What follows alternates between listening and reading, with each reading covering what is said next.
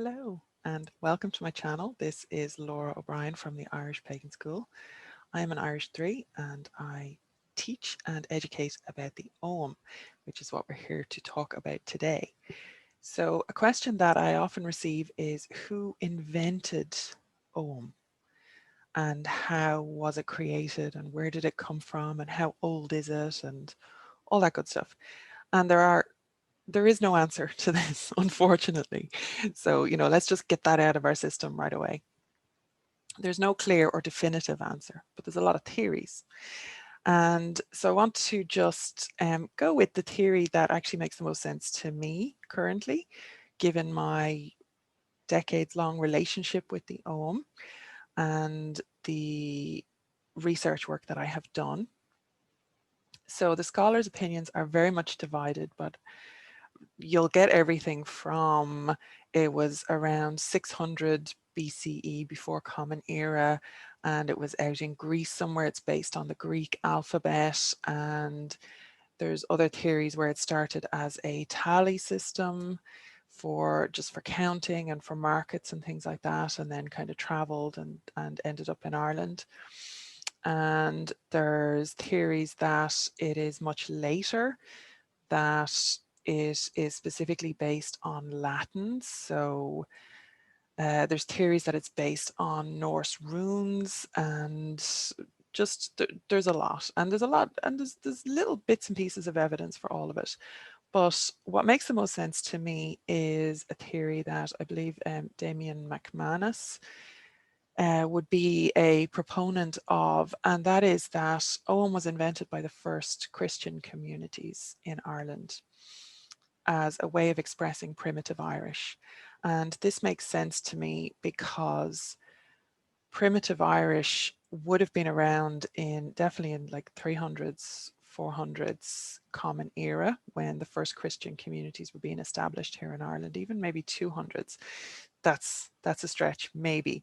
But we definitely know from the 300s there was Christian activity starting up in Ireland, and the early Christian communities would have been very monastic, I suppose, very like often solo, individual, almost hermit monastic lifestyle, or very small community lifestyle in various locations around Ireland. And we still have the archaeology which supports this. I suppose the most famous one would be on Skellig Vihil, or Skellig Michael, which is a very, very rocky island which recently came to fame out in in the Star Wars movies, where the beehive huts were filmed there as a retreat where, yeah, anyway.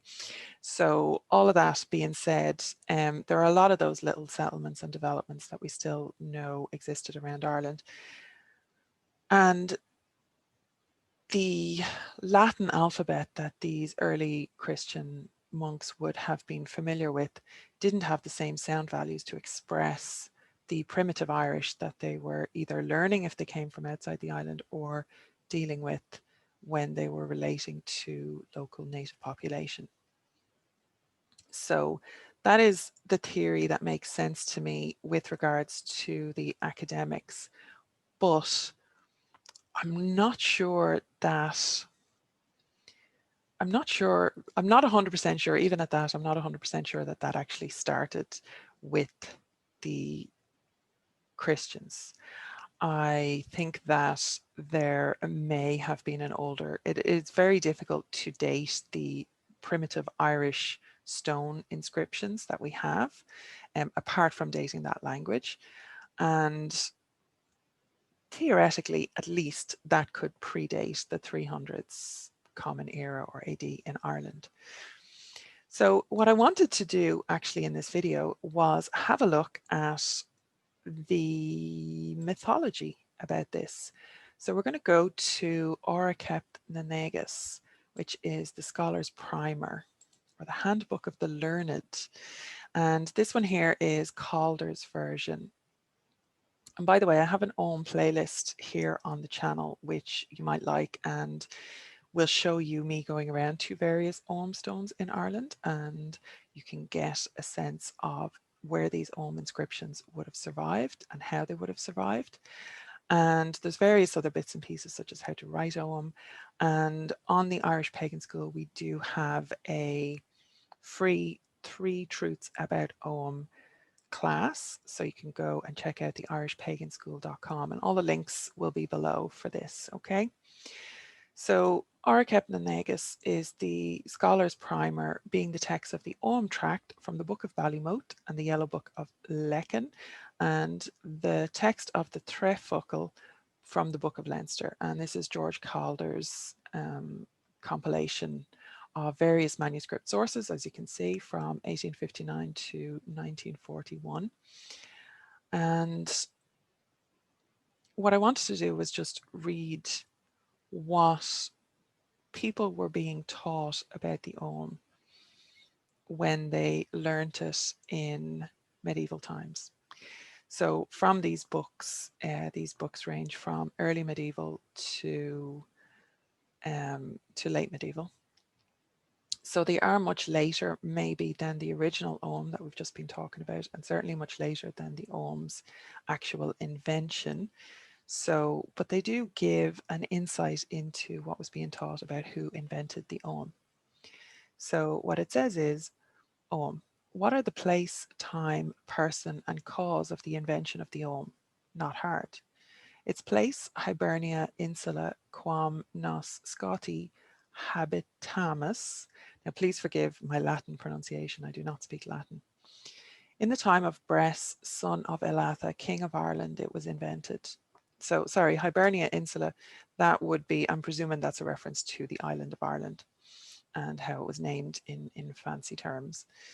So, in the time of Bress, son of Elatha, king of Ireland, it was invented. Its person, Oma, son of Elatha, son of Delbeth, brother to Bress, for Bress, Oma, and Delbeth are the 3 sons of Elatha, son of Delbeth there. Now Oma, a man well skilled in speech and in poetry, invented the Ogham. The cause of its invention as a proof of his ingenuity, and that this speech should belong to the learned apart, to the exclusion of rustics and herdsmen. Now, I don't agree with that. But whence the Ogham got its name according to sound and matter, who are the father and the mother of the Ogham. What is the first name that is written by Ogham, in what letter it was written, the reason why it was written, by whom it was written, and why B precedes every letter. Hic ulentur omnia. Ogham from Oma, suo inventore primo, in respect to its sound, quidem, according to matter. However, Ogham is og perfect alliteration, which the poets applied to poetry by means of it, for by letters of Gaelic is measured by the poets. The father of Ogham is Oma, the mother of Ogham is the hand or knife of Oma. Now, I'm going to just leave it there because the reason that I wanted to read this out, and this is, like I said, from Ogham na Negus, which is the Scholar's Primer. And I will leave a link to this below. The Handbook of the Learned, as I believe it's translated elsewhere within this text. There's a lot in here, in fairness. We might come back if you want to see more like this and just have a little look through. It's a little bit overwhelming when you look through this source material at first. So I don't want to give too much. I don't want to overwhelm you, really, is what's going on here. But that idea of sound and matter being the father and the mother of the Ogham is something that has really struck me for a very long time. And the father of the Ogham being Oma and the mother being the knife. So literally the carving or the creation of it. And it is a knife rather than a pen. So the carving was an important factor there as well. And I believe in our own quest for relationship with the Ogham, regardless of what the scholars say, that we should be taking what information we have, whether poetical or even fanciful, maybe, depending on your point of view. It is all part of what has formed the spirit of Ogham to this day. And that is something that we can now relate to and form and build relationship with. So I do teach a lot about this in there's a little bit about it in the Three Truths about Ogham. There is an introduction to Ogham at the Irish Pagan School, and there is an Ogham divination class at the Irish Pagan School as well. So definitely go and check that out if you're interested. And I also do a 6-month Ogham Journeys intensive where we do weekly guided journeys to visit and meet and again build and form relationships with the spirit of the Ogham itself, and also with each individual fee. Fee is the letter, feda is the plural. So there's a lot to it and there's a lot going on, but I figure if I can give you some little bite-sized pieces of authentic information, that if you try and connect to the authentic source material, that you're not going to be maybe overwhelmed by it. So if you want to see more like this, pop a comment below, make sure you like the video, and that'll show both me and YouTube that this is quality stuff. And hopefully we'll see you at the Irish Pagan School for the free or the paid courses. And if you're on our mailing list, then around October every year, you're going to start getting notices. Late September, early October, we start the annual program in October at Samhain every single year. So it's only once a year.